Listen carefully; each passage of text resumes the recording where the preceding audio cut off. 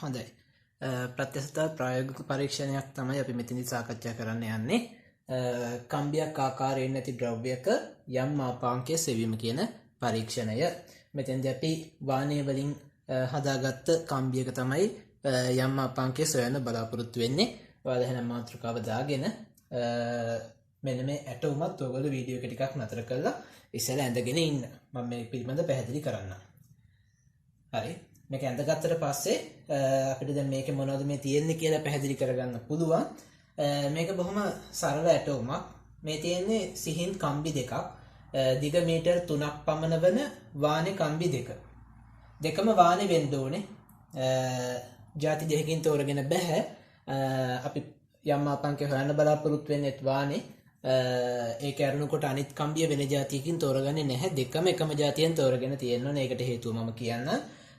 පොදු ආධාරකය කම්බි දෙකම අපි කරන්නේ පොදු ආධාරකයක රඳව ගන්නවා. ඒ කියන්නේ එක කම්බියක් තව තැනක ගැට ගහලා අනෙත් කම්බිය වෙනස් ආධාරකයක රඳවන්න යන්නේ නැහැ. ඒකටත් හේතුවක් තියෙනවා. මොකද අපි පල්ලෙහාට බර යොදනකොට හදිසි ආධාරකයක් පහත් වුණොත් එහෙම එකම ආධාරකයකට නම් එකම ආධාරකයක් නම් සම්බන්ධ කරලා තියෙන්නේ කම්බි දෙකම එක ගන්නට පාත් වෙන හින්දා ප්‍රශ්නයක් වෙන්නේ නැහැ. හැබැයි ආධාරක දෙකක් තිබ්බොත් එක ආධාරකයක් විතරක් පහත් වුණොත් පොඩි ප්‍රශ්නයක් තියෙනවා. මෙතනින් කම්බිය විතතිය හොයාගන්නකොට අපි මෙතන පරිමාණ දෙකක් තියෙනවා. මේ තියෙන ප්‍රධාන පරිමාණය, මේ තියෙන වර්නියර් පරිමාණය. මේක මිලිමීටර වලින් ක්‍රමාංකනය කරපු ප්‍රධාන පරිමාණයක්. ඒක මත සර්පණය වෙන වර්නියර් පරිමාණයක් තියෙනවා. එතකොට මෙතෙන්දී ඔයගොල්ලෝ අර වර්නියර් කැලිපර් වගේ කැලිපර් වල ඉගෙන ගත්ත විදිහට ප්‍රධාන පරිමාණය මිලිමීටර කොටස් 9ක් එක්කලා සමපාත වෙන වර්නියර් කොටස් 10ක් තිබීම ප්‍රමාණවත්. ඊටත් වඩා දීර්ඝ කරපු වර්නියර් පරිමාණයක් නම් මෙතන තියෙන්නේ. පාඨාංකවල නිවැරදිතාව තවත් වැඩි වෙනවා. මොකද දීර්ඝ කර වර්නියර් පරිමාණයක කුඩාම මිනිම මිලිමීටර් 0.1ටත් වඩා අඩු හින්දා. හොඳයි, ඒක සාමාන්‍යයෙන් 0.1 මිලිමීටර් නිවැරදිතාවයක් තිබුණාම ප්‍රමාණවත්. දැන් ඔයගොල්ලෝ දන්නා නිකම්ම අපි ලෝහ කම්බියක් ඔයගොල්ලෝ දැන් මොකක් හරි කම්බියකින් මොන හරි දෙයක් එල්ලන්න බලාපොරොත්තු වුණොත් මේ ආධාරකයක ඒ කම්බිය නිකම්ම තියෙන්නේ නැහැ. දඟර ගහිලා තියෙනවා. අපි කම්බියක එක කෙලවරක් ගැට ගහලා අනිත් කෙලවර නිකම්ම පල්ලෙහාට එල්ලෙන්න නැත ඇරියොත් කම්බිය නිකන් ඇඹරිලා පොඩි වක්‍ර ගතියක් තියෙනවා. කම්බියක් විතරක් නෙමෙයි නිකන් ඔයගොල්ලෝ ලණුවක් වුණත් පොඩි ඇඹරිලි ගතියක් තියෙනවා. ඉතින් බරක් වැටුනහම තමයි මේ කම්බි හරියටම සිරස්ව සරල රේඛීයව පිළියෙල වෙන්නේ. ඉතින් අන්නේ හින්දා මෙන්න මෙතන යටට බාර දෙකක් සම්බන්ධ කරලා තියෙනවා. මෙන්න මේ කම්බිය තමයි අපිට වැදගත් ගොඩක්ම වැදගත් කියන්නේ මේ කම්බිය තමයි අපි විතති මයින්නේ. මෙයාව තමයි ඇදීමට ලක් කරන්නේ. හැබැයි මේ කම්බිය වුණත් අර මම කිව්වාගේ දඟර ගහලා ඇද වෙලා තිබ්බොත් ප්‍රශ්නයක් වෙනවා.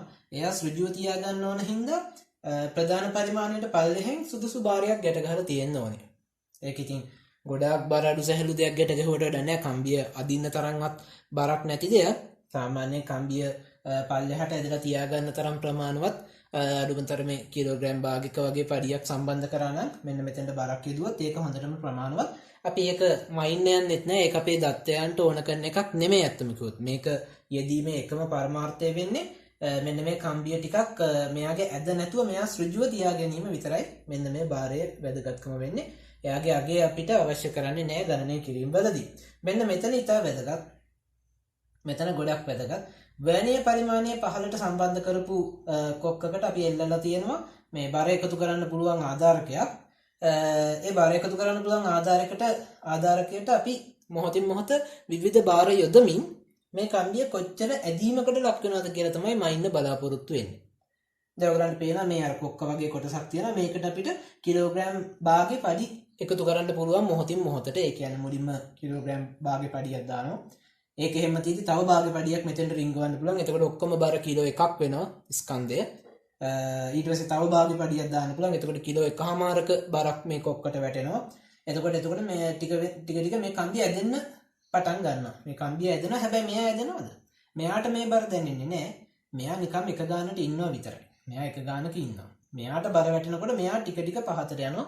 ඒක අර නිකන් රබර් පටියක් ඇදෙන වගේ සුළු මොහොතකින් ඇදෙන්නේ නැහැ. කම්බියක් නෙමෙයි, වානේ කම්බියක් නේ. ටික බොහොම ස්වල්ප වශයෙන් තමයි ඇදෙන්නේ. අන්න ඒ හින්දාම තමයි අපි ඇදිච්ච දිග ප්‍රමාණයම ඉන්නේ. මෙතන වර්නියර් මූලධර්මය වගේ ටිකක් හොඳ මූලධර්මයක් යොදන්නේ. මොකද නිකම්ම රූලක් තියලා මේ මිලිමීටර් පරිමාණකින් මයින්ඩ අමාරුයි ඒක. මොකද මේගොල්ලන්ගේ විත තියන්නේ මිලිමීටර් දශම ගණන් වලින් තමයි මේගොල්ලෝ ඇදෙන්නේ. හොඳයි. එහෙනම් ඇටේම මම එකයි බොහොම සරලයි කියලා. ගොඩක් සංකීර්ණ උපක්‍රම මෙතන පාවිච්චි කරලා නැහැ. දැන් මේකෙන් අපි යම් මාපාංකය හොයන්න පාවිච්චි කරන සම්බන්ධය තමයි මම මෙතන ලියන්නේ.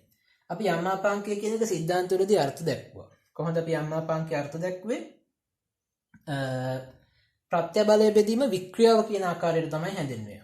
ප්‍රත්‍යබලය අපි සිග්මා කියන සංකේතවත් කරා. වික්‍රියාව කියන එක අපි මෙන්න මේ සංකේතයෙන් ලියලා පෙන්නනවා. මේක ප්‍රත්‍යබලය. මේක වික්‍රියාව. එතකොට ප්‍රත්‍යබලය හොයාගන්න නම් ප්‍රත්‍යබලය ලැබෙන්නේ බලය බෙදන්න ඕනේ කම්බියේ හරස්කඩ වර්ගඵලය. මේ සිග්මා කියන එක නා අපි ලිව්වේ F බෙදීම කම්බියේ හරස්කඩ වර්ගඵලය කියන එකේ. වික්‍රියාව කියන්නේ විතතිය බෙදීම ස්වභාවික දිග. විතතිය බෙදීම ස්වභාවික දිග කියන එක. එහෙනම් අපිට මේකේ තව දත්ත කිහිපයක් අවශ්‍ය කරනවා. මේ කම්බියේ දිග අපි මීටර් 3ක් විතරවත් දිග ගන්න ඕනේ. මොකද ගොඩක් කෙටි කම්බි කැලක් කරගත්තයි කියලා සැලකිය යුතු විතතියක් ගන්න බෑ. ගොඩක් කෙටි කම්බියක් නම් මීටර් 3ක් කියලා කියන්නේ සෑහෙන උසයි. එතකොට ඔයගලන්ට ඉතින් මේ ආධාරකය තියන්න වෙන්නේ මේ ටිකක් උඩින්. දැන් පරීක්ෂණාගාරයේ සිවිලිමට කිට්ටු වෙන්න වගේ තමයි මේ උඩ කෙළවර සම්බන්ධ කරන්න වෙන්නේ. සුදුසුසකින් මොකද මේ හරිය තමයි අපි පාඨාංක ගන්න අපේ ඇස් මට්ටමේ තියෙන්න ඕනේ. මොකද මේ වගේ දිග කම්බියක් වුණොත් තමයි මෙතනින් විතතිය කියන දේ අපිට මේ සැලකිය යුතු විතතියක් ලබා ගන්න පුළුවන් වෙන්නේ. ඒක 3ක් පමණ කියලා විතරයි මම මෙතන ලියලා තියෙන්නේ. ඒක නිසා හරියටම L කියන එක නා 3 නෙමෙයි. අපි ඒක වෙනම මැනගන්න ඕනේ. මෙන්න මේ කම්බියේ සම්පූර්ණ දිග ප්‍රමාණය කොච්චරද කියලා ඒක අපේ එක මිනුමක්. ඒක මැනගන්න අපිට මීටර රූලක් අවශ්‍ය කරන මේ පරීක්ෂණය සිද්ධ කරනකොට. ඒ කියන්නේ කම්බිය හරස්කඩ වර්ගඵලය. මෙන්න මේක හරස්කඩ වර්ගඵලය. ඒකත් මැනගන්න පුළුවන්. ඒක නම් මයික්‍රෝමීටර් ස්ක්‍රූ ප්‍රමාණයකින් මෙන්න මේ කම්බියෙන් කොටසක් අරගෙන තැන් කිහිපයකින් එකිනෙකට ලම්බක විස්කම්බ කිහිපයක් ලබාගෙන අපිට 5r වර්ග කියන සම්බන්ධයට ආදේශ කරලා හරස්කඩ වර්ගඵලය හොයාගන්න පුළුවන්. එහෙනම් බලය සහ විතතිය කියන දෙන්න තමයි අපි මේකෙන් මැනගන්නේ ස්වායත්ත විචල්‍යයි පරායත්ත විචල්‍යයි විදිහට. ස්වායත්ත විචල්‍ය වෙන්නේ අපිට යොදන බර වැඩි කරන්න පුළුවන්. මම මෙන්න මෙතෙන්ට යොදන බර කැපිටල් mg කියලා ගන්න මෙතන දත්තයක් වශයෙන් ඕගොල්ලෝ රූප සරහනට ඒක එකතු කරගන්න කැපිටල් mg කියන එක. එතකොට f වෙනුවට අපිට කැපිටල් mg ආදේශ කරන්න පුළුවන්. මෙතන L කියන එක්කෙනා නම් උඩට දාන්න පුළුවන්. L කියන එක්කෙනා A කියන එක්කෙනා ඉර යටට යනවා. A කියන එක්කෙනා ඉර යටට යනවා. මෙතන F වෙනුවට මම mg ආදේශ කරන්නම්. ඉර යටට දාන්න පුළුවන් E කියන එක්කෙනා. මේ ඉන්නේ y යම් මාපාංකය කියන එක්කෙනා. එතකොට අපි වෙනස් කරන්න බලාපොරොත්තු වෙන්නේ මෙතෙන්ට යොදන බර m කියන එක්කෙනා. ඒ අනුව වෙනස් වෙන්නේ විතතිය E කියන එක්කෙනා. මම එතකොට E හරස් ගුණිතෙන් ගන්නම් y ගාවට y හරස් ගුණිතෙන් එහා පැත්තේ ඉර යටට යවන්නම්. එතකොට මට ඉතුරු වෙන්නේ LG බෙදීම AY වාරයක් කැපිටල් M. හොඳයි. දැන් එහෙනම් අපි කරන්නේ මොකක්ද? මේක y සමානයි mx ආකාරයේ ශ්‍රිතයක් තමයි අපිට ලැබෙන්නේ. මේක y අක්ෂයටත් මේක x අක්ෂයටත් අරගෙන ප්‍රස්ථාරයක් ඇඳලා පස්සේ ඒකේ අනුක්‍රමණය ඇසුරෙන් අපිට y ගණනය කරගන්න පුළුවන්. දැන් ඔයගොල්ලෝ මේකත් එකපාරම ලියන්න යන්න එපා. අපි ඉස්සෙල්ලා ඇටෝම ඇඳගත්තට පස්සේ පොඩ්ඩක් මේක කොහොමද පරීක්ෂණය කරන්න කියන එක සම්බන්ධ වැදගත් කරුණු කිහිපයක් මම පල්ලෙහෙන් සටහන් කරන්න. හරි. ඔයගොල්ලෝ මාතෘකාව දැම්මා. රූප සරහන සම්පූර්ණයෙන් ඇඳ පළවෙනි තරලකන දාලා මෙහෙම ලියා ගන්න.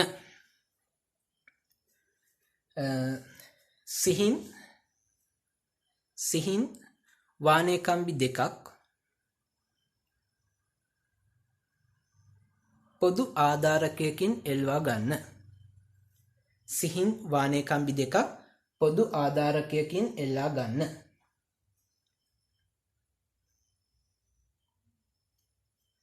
ඊළඟ තරලකුණ එක් කම්බියක පහළ කෙළවරට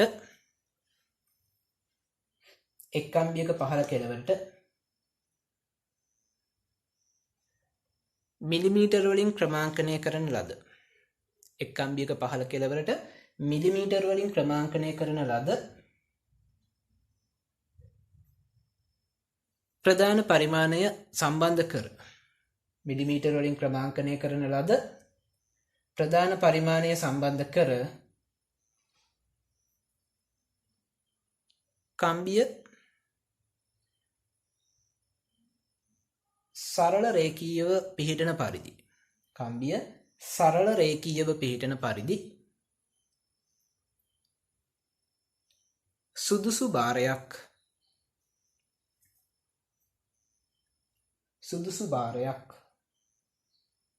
ප්‍රධාන පරිමාණයේ පහළට සම්බන්ධ කරන්න. සුදුසු භාරයක් ප්‍රධාන පරිමාණයේ පහළට සම්බන්ධ කරන්න. මෙමගින් ඒකටම දාගන්න මෙමගින් කම්බියේ ඇති රැලිති ස්වභාවය නැති වී යයි.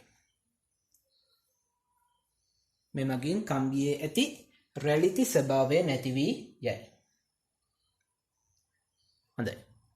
එහෙනම් අපි එකම ආධාරකයකට සම්බන්ධ කරා එක කම්බියක පහළ කෙළවරට ප්‍රධාන පරිමාණය සම්බන්ධ කරා සුදුසු භාරයක් ප්‍රධාන පරිමාණය පල්ලෙහාට සම්බන්ධ කරා. මොකද මේක දඟර ගහිලා ඇද වෙලා හින්දලා බෑ. එහෙනම් ඊළඟ තලකුණ දාලා මෙහෙම සටහන් කරගමු. අනෙක් කම්බියේ පහළ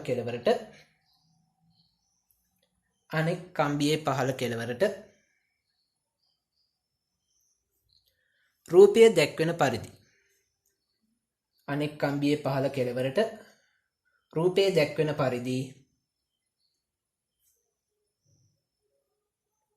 ප්‍රධාන පරිමාණය ඔස්සේ සර්පණය වන වර්ණීය පරිමාණය සම්බන්ධ කරන්න. ප්‍රධාන පරිමාණය ඔස්සේ සර්පණය වන වර්ණීය පරිමාණය සම්බන්ධ කරන්න.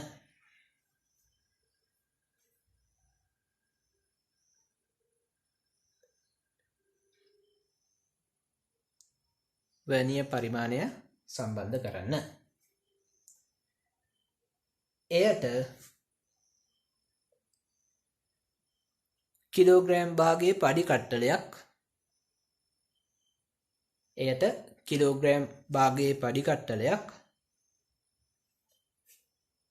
රූපයේ ආකාරයට සම්බන්ධ කරන්න.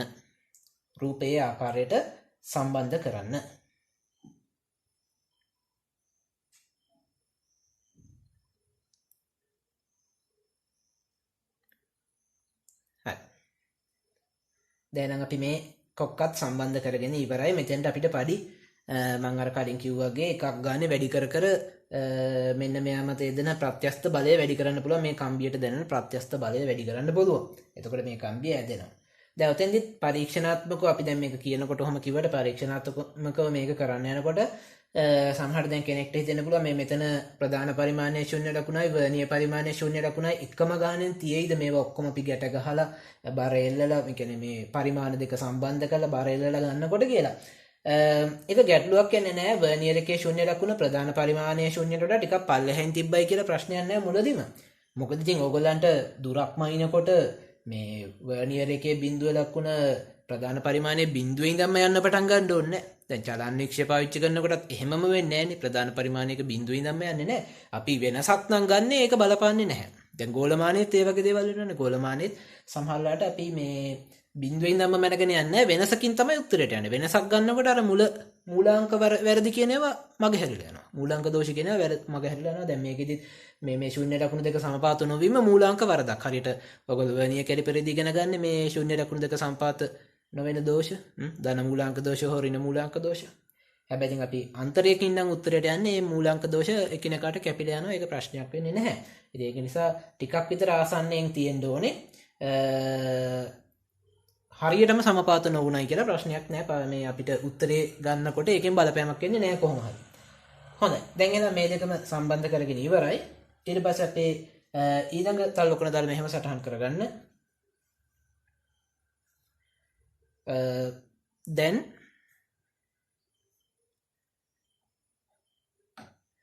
කිලෝග්‍රෑම් භාගය බැගින් බර වැඩි කරමින්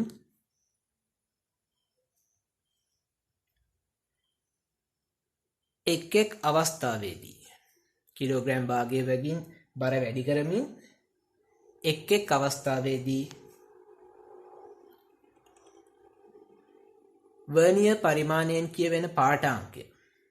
වර්ණීය පරිමාණයෙන් කියවෙන පාඨාංකය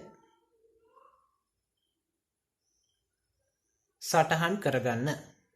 වර්ණීය පරිමාණයෙන් කියවෙන පාඨාංකය සටහන් කරගන්න.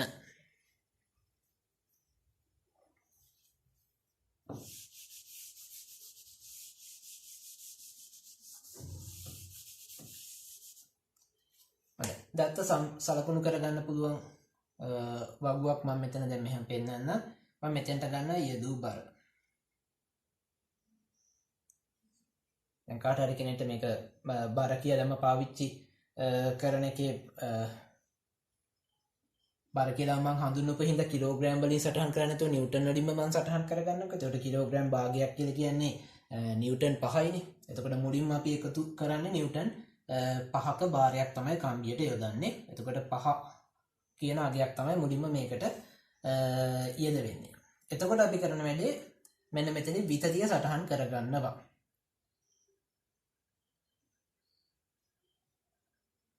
විතතිය කියන වචනට වඩා මෙතන සුදුසුයි මේ වර්ණීය පරිමාණ පාඨාංකය කියලාම දාගන්නම්කෝ.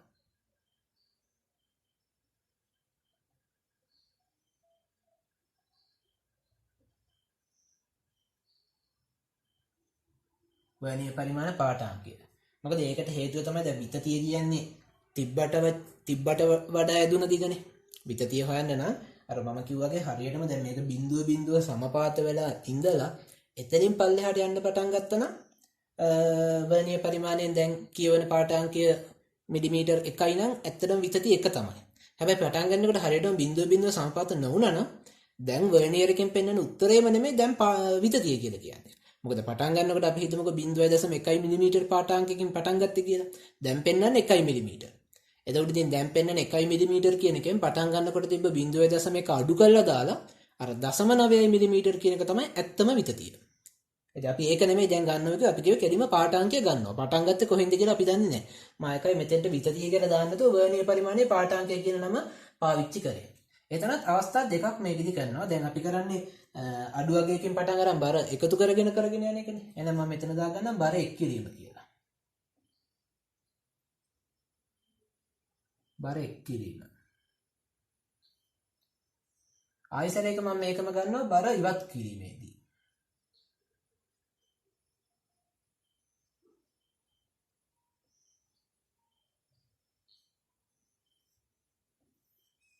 මෙන්න මෙහෙම ඔයගලන්ට වගුව සම්පූර්ණ කරගන්න පුළුවන්. ඒ කියන්නේ අපි පාඨාංක අවස්ථා දෙකකදී ගන්නවා. බර එක් කිරීමෙදිත් ගන්නවා, බර ඉවත් කිරීමෙදිත් ගන්නවා.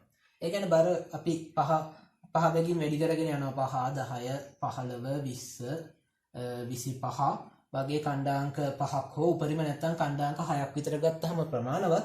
එතන මේ වගේ මේ එකිනෙකට වෙනස් බර 6ක් යටතේ බර වැඩි කරමින් ටික බර වැඩි කර බලනවා කම්බිය කොච්චර ඇදුනද කියලා. එතකොට අපිට එනවනේ විතති කිහිපයක්ම එනවා. විතති කිහිපයක් එනවා. එතකොට මම විතති ටික සටහන් කරන්නම්කෝ මෙතන නිකන් ඔන්න සංකේතයක් දාන්න.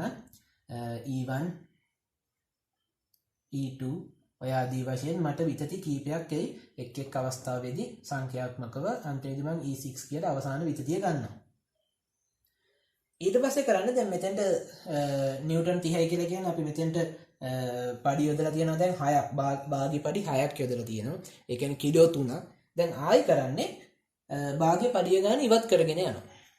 පඩිය ගන්න ඉවත් කරගෙන යනවා. එතකොට නිව්ටන් 30ක බලයක් තිබ්බා. එතෙන්දි විතතිය E6 කියලා පටන් ගත්තේ. එතකොට මේ පැත්තේ බර ඉවත් කරද්දි E6ම තමයි මේ පැත්තට යන්නේ. ආපහු කරනකොට එක පඩියක් අයින් කරනවා. දැන් හරිනම් එන්න ඕනේ කීයද? එක පඩියක් අයින් කරාම කම්බියට දැනෙන බර වෙන්නේ 25යි. 25 කියන බර යටතේ අපිට ඊට කලින් විතතියක් ඇවිල්ලා තියෙන E5 කියලා. හැබැයි ආයි පඩි අයින් කරනකොට හරියටම නම් එන්නවනේ E5 කියන අගේම තමයි. යම් කිසි විතතියක් පෙන්වනවා නම් මිලිමීටර් 3ක් කම්බිය ඇදුණා නම් මිලිමීටර් 3 තමයි පෙන්වන්න ඕනේ. ඒ කියන්නේ අර දැන් අපි බර වැඩි කරනකොට විතතියත් ක්‍රමානුකූලව වැඩි වීගෙන යනවා. අපි මම නිකන් ලේසියට ගන්නම් මිලිමීටර් 1යි 2යි 3යි 4යි 5යි 6යි කියලා ඇදිච්ච දුර ප්‍රමාණය වැඩි වීගෙන ආව මිලිමීටර් 6 දක්වා. දැන් පඩිය ගානේ අයින් කරනකොට හරිනයි යන්න ඕනේ කොහොමද ආපස්සට? 6 5 4 3 2 1 කියන විදිහට පිළිවෙලටම යන්න ඕනේ. ඉතින් පරීක්ෂණයකදී ඕක අපි සෛද්ධාන්තිකව හිතන විදිහටම සිද්ධ වෙන්නේ නැහැ. පොඩි වෙනස්කම් තියෙනවා. එතකොට මේ දෙවෙනි තීරුව වැරදි කියලා කියන්න බෑ සම්පූර්ණයෙන්ම. ඇත්තටම කිව්වොත් මේ තීරුවෙත් පොඩි වරදක් තියෙනවා, මේ තීරුවෙත් පොඩි වරදක් තියෙනවා. වැරදි දෙකේම පොඩි දෝෂ තිබිලා තියෙනවා. ඉතින් අපි කරන්නේ මධ්‍යනයක් ගන්නවා. අන්නේ මධ්‍යනය තමයි හොඳම අගය කියලා සලකන්නේ. එහෙනම් ආපස්සට මේක අපි මැනගෙන යනකොටත් අපිට මෙන්න මේ වගේ අලුත් කණ්ඩාංක ටිකක් ආයි එනවා. අලුත් අගයන් ටිකක් එනවා. බර ඉවත් කරමිනුත් මේක ගන්න ඕනේ. මේකට තව තීරුවක් එකතු වෙන්න ඕනේ. අපි ගන්නේ ඊළඟ තීරුවට මෙන්න මේ අගයන් දෙකේ මධ්‍යනය. මම මෙතෙන්ට ගන්නම්කෝ E1 ඩෑෂ් කියලා. E1 dash. දෙවෙනියට ගන්න පුළුවන් E2 dash. ඒ කියන්නේ බර අයින් කරනකොට එන පාඨාංක. එතකොට ඔයගොල්ලෝ ප්‍රස්ථාරය අඳිනකොට පොලිමට දාගන්න E1 dash, E2 dash, E3 dash, E4 dash, E5 dash, E6 dash කියලා ගන්න. එතකොට මෙතෙන්ට ගන්නවා මධ්‍යනේ. මධ්‍යනේ කියලා කියන්නේ මේ දෙක එකතු කරලා දෙකෙන් බෙදලා අපිට පුළුවන් තනි අගයක් ගන්න. ඒ දෙක එකතු කරලා දෙකෙන් බෙදලා පුළුවන් තනි අගයක් ගන්න. ඒ කියන්නේ පළවෙනි එකට එන්නේ E1 plus E1 dash බෙදීම 2. ඔයත් වගේ සංකේත වලින් නෙමෙයි ලියන්නේ. ඔයගොල්ලෝ අංක දාන හින්දා ඔයගලන්ට මේ තීරුවත් සංඛ්‍යාත්මක දත්ත වලින් පුරව ගන්න පුළුවන්. එහෙනම් ඔතනයට ඔයගොල්ලෝ මෙන්න මේ වගුව සටහන් කරගන්න. මම මේ ටික මැකුවේ නෑ. මේ ටිකක් දැන් ඊළඟට මම ලියන්න ඕනේ හින්දා ඔයගොල්ලෝ මේක සම්පූර්ණ කරගන්න. වීඩියෝ එක පොඩ්ඩක් නවත්තලා ටිකක් විතර ලොකුයි තීරු මේ වගේ කොටස් 4කට යනවා. කොලම් 4ක් තියෙනවා. මේ අතටත් පාඨාංක 6ක්වත් එන විදිහට තමයි අපි තෝරගත්තේ. 5ක් විතර ගත්තත් ප්‍රමාණවත් ප්‍රස්ථාරයක් අඳින්න. මේ වගේ මේ බර එකදී බර අයින් කරද්දී ඇයි දෙපාරක් ගන්න කියන එකට මම හේතුව කියන්නම්. ඒක විශේෂයි. හරි. ඔයගොල්ලෝ පොඩ්ඩක් පිළිවෙලට සම්පූර්ණයෙන් ඇඳගන්න මේක. මේ තීරුත් ඔක්කොම සම්පූර්ණ කරගන්න. මේවත් හිස්තැන් තියන්න ඕනේ. මේවට අපි අගයන් දාගමුකෝ. E3 E4 කියලා. මේකේ ඔක්කොටම ඩෑෂ් දාගන්න. E6 කියන එක නම් ඉතින් ඩෑෂ් දැම්මත් කමන්නේ නැතත් කමන්නේ. මොකද නිව්ටන් 30ක් තිබිලා ඒකමනේ අපි අපහු එකක් අයින් කරන්නේ. අයින් කරාම උඩේකට යනවනේ. ඒක නිසා මෙතන නම් දෙන්න සමානයි. E6 ඩෑෂ් කියලා එකක් ඇත්තටම නැහැ අලුතෙන්. ඒ දෙන්නගේ මධ්‍යනය වෙන්නේ T6 ම තමයි. ඒක කමන්නේ. ඔයගොල්ලෝ වගුව ඇඳ ගන්න. හරි. ඊට පස්සේ දැන් ඔයගලන්ට කියන්න පුළුවන් මෙහෙම ඊළඟ තල ලකුණ දාලා අපි එහෙම සටහන් කරගමු.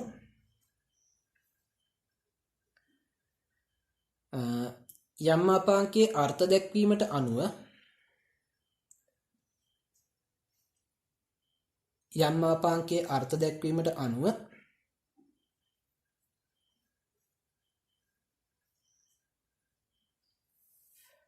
පහත දැක්වෙන සමීකරණය ඇසුරෙන් යම් මාපාංකයේ අර්ථ දැක්වීමට අනුව පහත දැක්වෙන සමීකරණය ඇසුරෙන්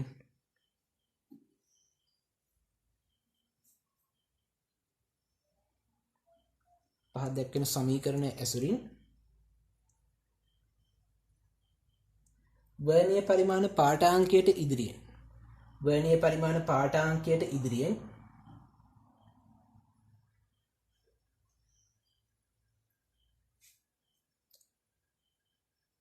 එක් කරන ලද පඩිවල වර්ණීය පරිමාණ පාඨාංකයට ඉදිරියෙන් එක් කරන ලද පඩිවල ස්කන්ධය ප්‍රස්ථාරගත කළ විට එක් කරන ලද පඩිවල ස්කන්ධය ප්‍රස්ථාරගත කළ විට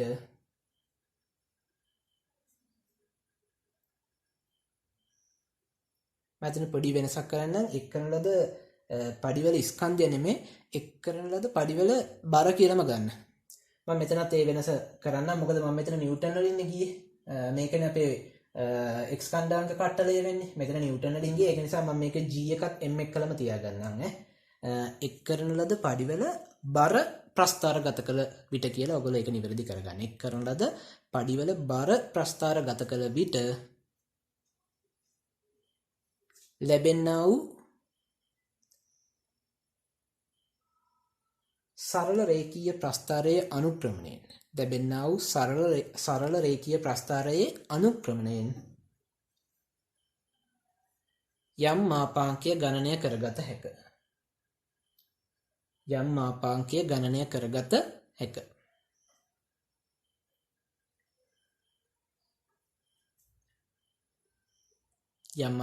ගණනය කරගත හැක. හොඳයි.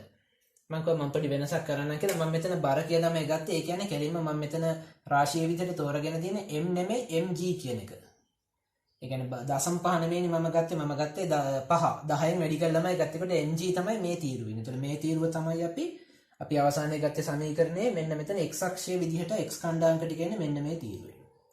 මේ තියෙන්නේ විතති වල මධ්‍යනය. විතති කිව්වට ඇත්තටම කිව්වොත් මේක වර්ණීය පරිමාණයේ පාඨාංක. ඕක තමයි සිම්පල් e කියලා එන්නේ. එතකොට මෙන්න මේ තීරුවේ පල්ලෙහින් තමයි ඔයගොල්ලෝ මේකට වණ කරන පරායත්ත විචල්‍ය y කියන එක ලබා ගන්න. පරායත්ත විචල්‍ය සෙට් එක y කියන එක ලබා ගන්න. මේකත් ඔයගොල්ලෝ මැනගනිද්දි මිලිමීටර් වලින් මැනගත්තට මේක මීටර් කියන ඒකකයෙන් තියාගත්තාම තමයි අපිට ප්‍රස්ථාරයේ මේ සම්මත ඒකක කියන දේවල් ටික තියෙන්නේ. සම්මත ඒකක මේකේ අන්තර්ගත වෙන්නේ.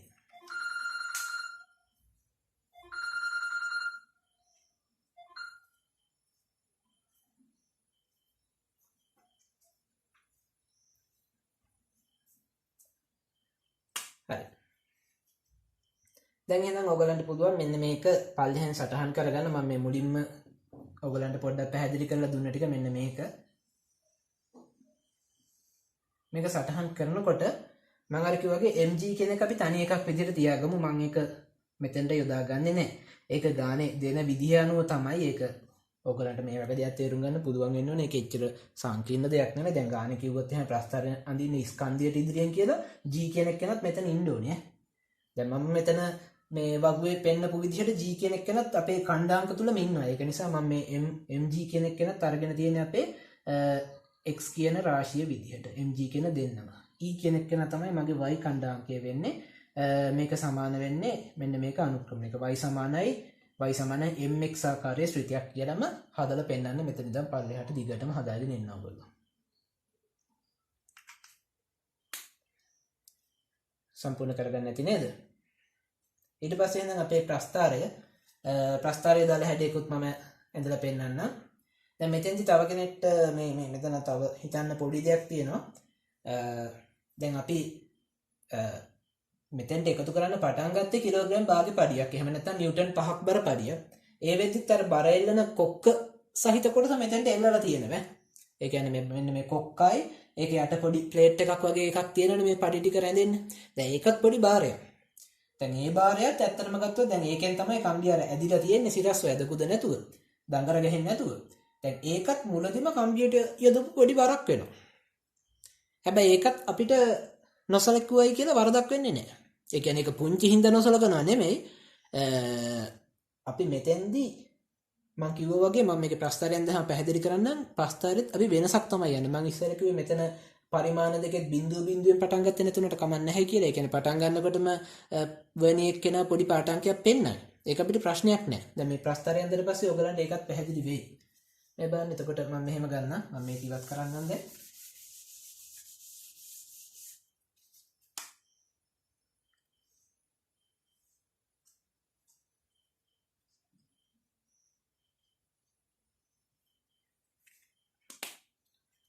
එතකොට මේකේ x අක්ෂයට ගන්න තියෙන්නේ mg කියන කොටස. x අක්ෂයට ගන්න පුළුවන් mg කියන කොටස. y අක්ෂයට ගන්න පුළුවන් විතතිය කියලා අපි මැනගත්ත උත්තර ටික. මේක මීටර වලින් තමයි අපි අරගෙන තියෙන්නේ. මේක අරගෙන තියෙන්නේ අපි නිව්ටන් කියන ඒකකයෙන් තමයි අරගෙන තියෙන්නේ. නිව්ටන් කියන බරමැනීමේ සම්මත ඒකකයෙන් තමයි අරගෙන තියෙන්නේ. එතකොට අපිට පුළුවන් අර වගුවේ ගත්ත විදිහට මෙන්න මේ x සහ y කියලා මම නම් කරගත්ත තීරු දෙකේ තියෙන කණ්ඩාංක වලින් මෙහෙම කණ්ඩාංක ටික මේකේ සලකුණු කරගෙන එන්න පුළුවන්. කණ්ඩාංක ටික මේකේ සලකුණු කරගෙන එන්න පුළුවන්.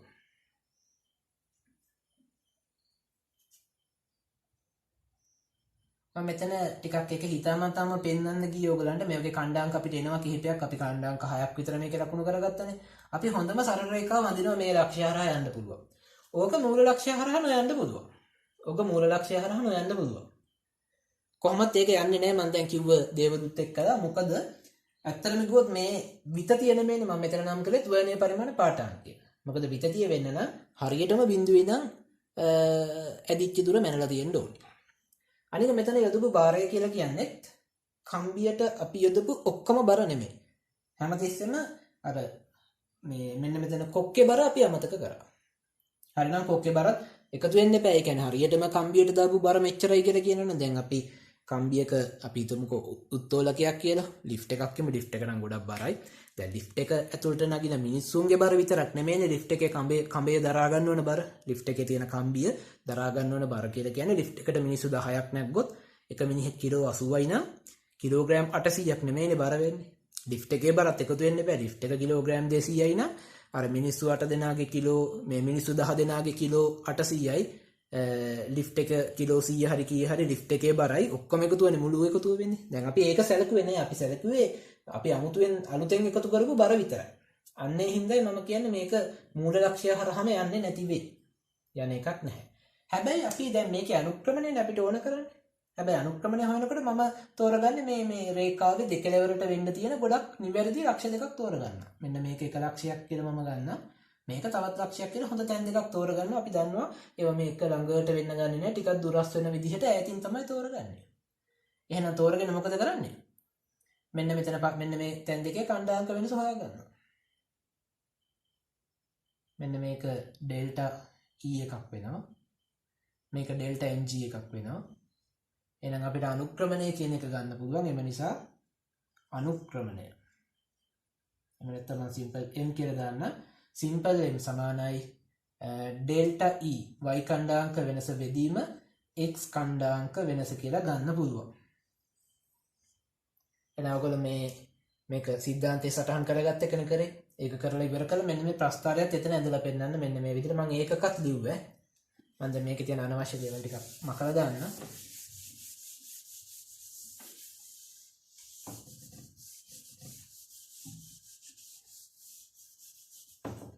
ප්‍රස්තාරය අඳින්න. ප්‍රස්තාරය ඇඳලා අනුක්‍රමණය කොහොමද ගත්තේ කියලා සටහන් කරන්න. දැන් එහෙනම් මේකෙන් අපිට අනුක්‍රමණය හොයාගන්න පුළුවන්. නමුත් අපි දන්නවා අනුක්‍රමණය n කියන කෙනාට මෙතනින් සංඛ්‍යාත්මක පිළිතුරක් එනවා. ඒ සංඛ්‍යාත්මක පිළිතුර සමාන කරන්න පුළුවන්. අපි අපේ සිද්ධාන්තයට අනුව අනුක්‍රමණය ලැබෙන්නේ මොකක්ද? l බෙදීම ay කියන පිළිතුර. ඉතින් y හොයන එක අපේ පරමාර්ථය යම් මාපාංකය හොයන එකනේ. y යුක්ත කරාම අපිට නැවත සැරයක් එන්නේ l බෙදීම ma. l බෙදීම ma. එහෙනම් m අනුක්‍රමණය ප්‍රස්තාරයෙන් හොයා ගන්නවා. l කියන්නේ කම්බියේ ආරම්භක දිග. එහෙනම් ආධාරකයේ සිට වර්නියර් පරිමාණයේ ඉහළ කෙළවර දක්වා තියෙන දුර ප්‍රමාණය මීටර රූලකින් මැනගන්න ඕනේ. ඒ කියන එකනත් මම කිව්වා මේ කම්බියේ 20 කම්බියක් මැනගත්තා නම් හරි මයික්‍රෝමීටර් ස්ක්‍රූ ප්‍රමාණයකින් ඒකෙන් පුළුවන් ඒ ගණනය කරගන්න. දැන් අපිට යම් මාපාංකය කීයද කියලා හොයලා බලන්න පුළුවන්. එහෙනම් මෙතෙන් දෙනකම් ඔයගොල්ලෝ සටහන් කරගන්න. මෙතෙන් දෙනකම් මේ ටික සටහන් කරලා යටින්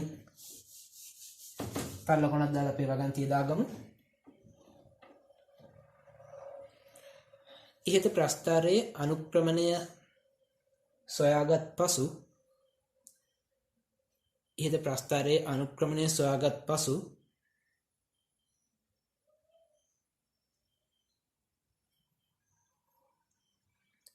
මීටර රූලක්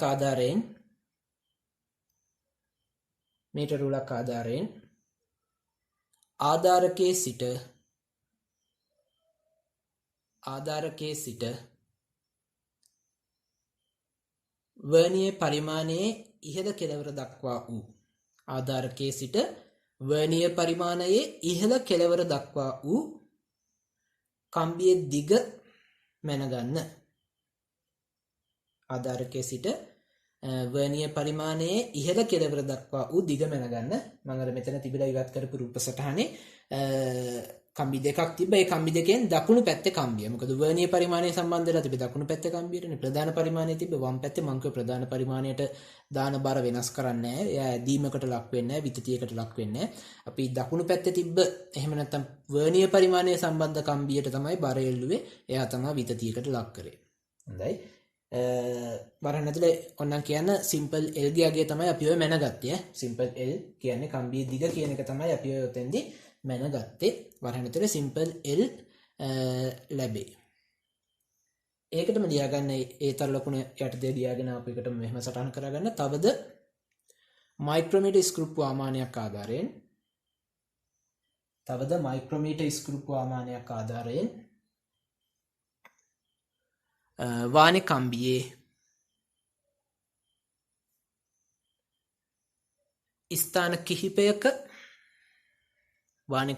ස්ථාන කිහිපයක විස්කම්බ මැනගෙන ඒවායේ මධ්‍යනය ලබා ගන්න. වානේ කම්බියේ ස්ථාන කිහිපයකින් විස්කම්බ මැනගෙන ඒවායේ මධ්‍යනය ලබා ගන්න.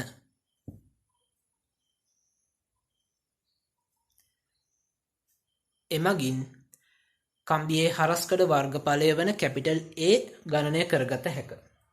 එමගින් කම්බියේ හරස්කඩ වර්ගඵලය වන කැපිටල් A ගණනය කරගත හැක.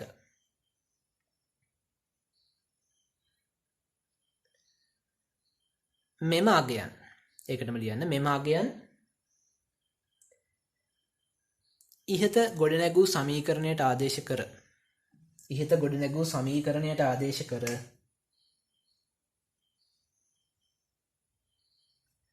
යම් මාපාංකය ගණනය කරගත හැක. ඉහත ගොඩනැගූ සමීකරණයට ආදේශ කර යම් මාපාංකය ගණනය කරගත හැක.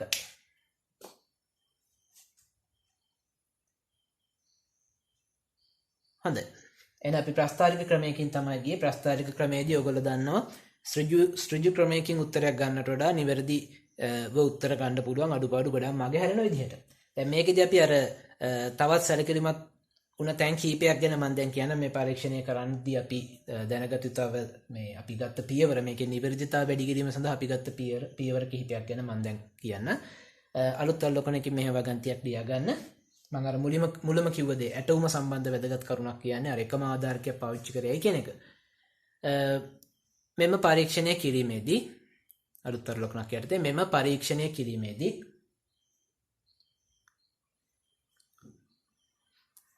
කම්බි දෙකම එකම ආධාරකයක රැඳවීමෙන් කම්බි දෙකම එකම ආධාරකයක රැඳවීමෙන්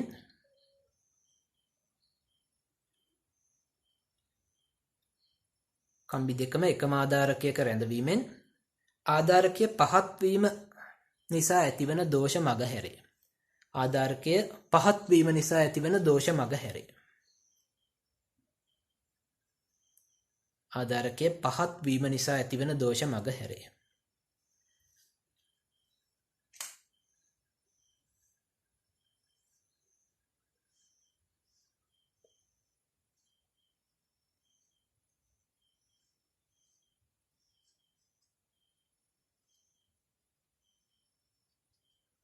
මෙහෙමනේ තිබ්බ. දැන් මේක ඔයගලන්ට තවත් පැහැදිලි කරන්නයි මම යන්නේ. දැන් මේ වගේ ආධාරක දෙකක් තිබ්බා නම් ආධාරක මේක වෙනම ආධාරකයක් මේක තවත් ආධාරකයක්. දැන් බැරි වෙලා හරි මෙතෙන්ට බර එල්ලන හින්දානේ අපි මේක පාත් වෙනවා කියලා සලකන්නේ.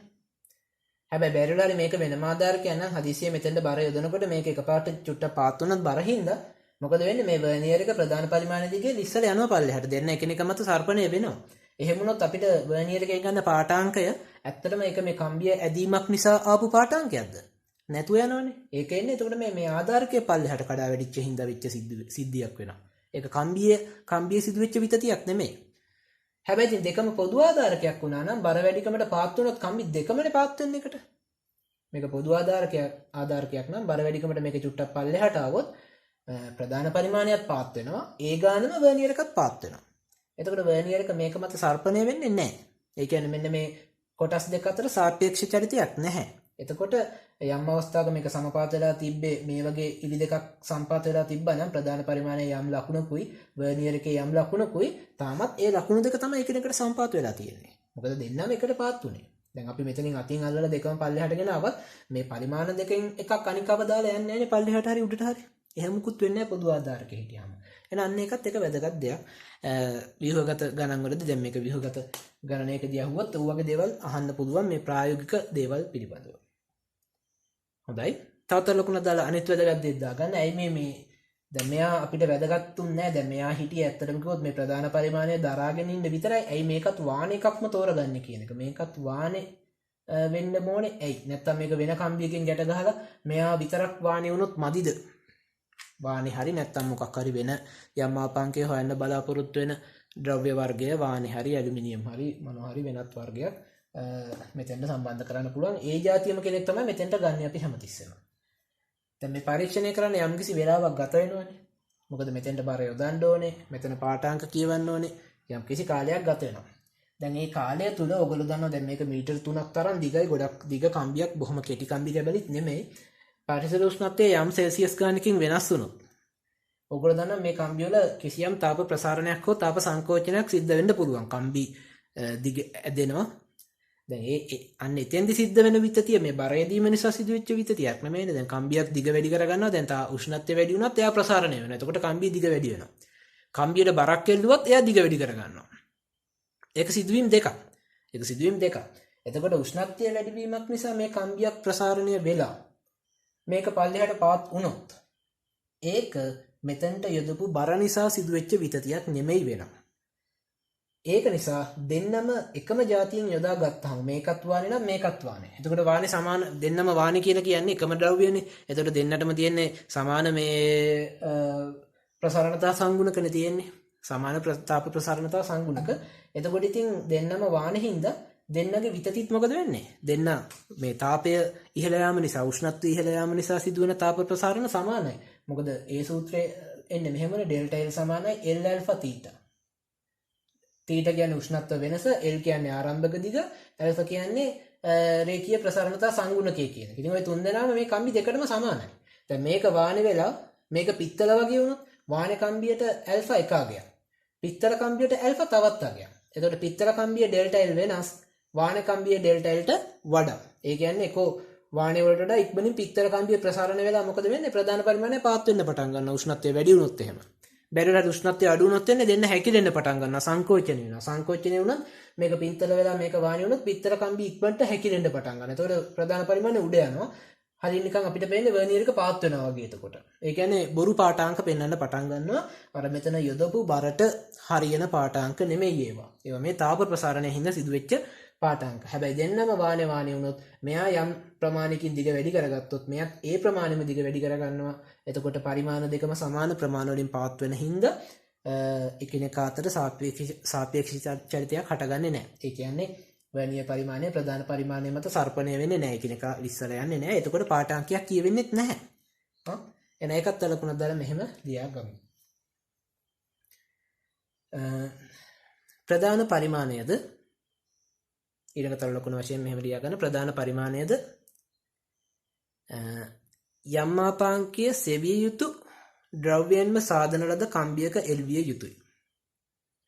ප්‍රධාන පරිමාණයද යම් මාපාංකයේ සෙවිය යුතු ද්‍රව්‍යයෙන්ම සාධන ලද කම්බියකින් එල්විය යුතුයි.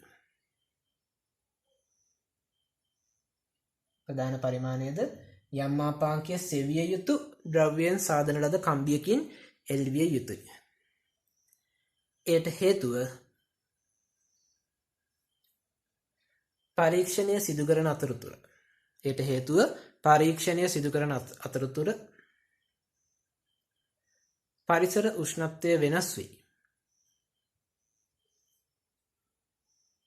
පරීක්ෂණය සිදු කරන අතරතුර පරිසර උෂ්ණත්වය වෙනස් වී කම්බිවල තාප ප්‍රසාරණයක් ඇති වුවහොත් පරිසර උෂ්ණත්වය වෙනස් වී කම්බිවල තාප ප්‍රසාරණයක් ඇති වුවහොත් එමගින්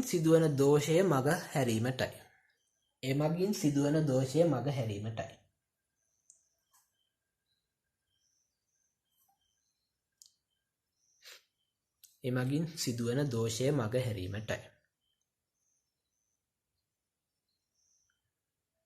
එනම් කම්බි දෙක එකම වර්ගය නිසා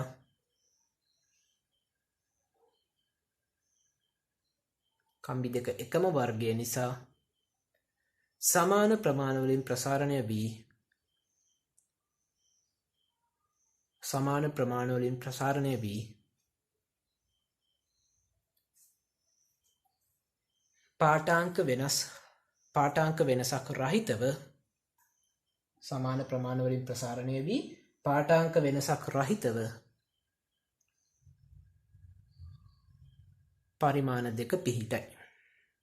පාඨාංක වෙනසක් රහිතව පරිමාණ දෙක පිහිටයි. ඒ කියන්නේ රත් උනායි කියලා පාඨාංක වෙනසක් එන්නේ නැහැ.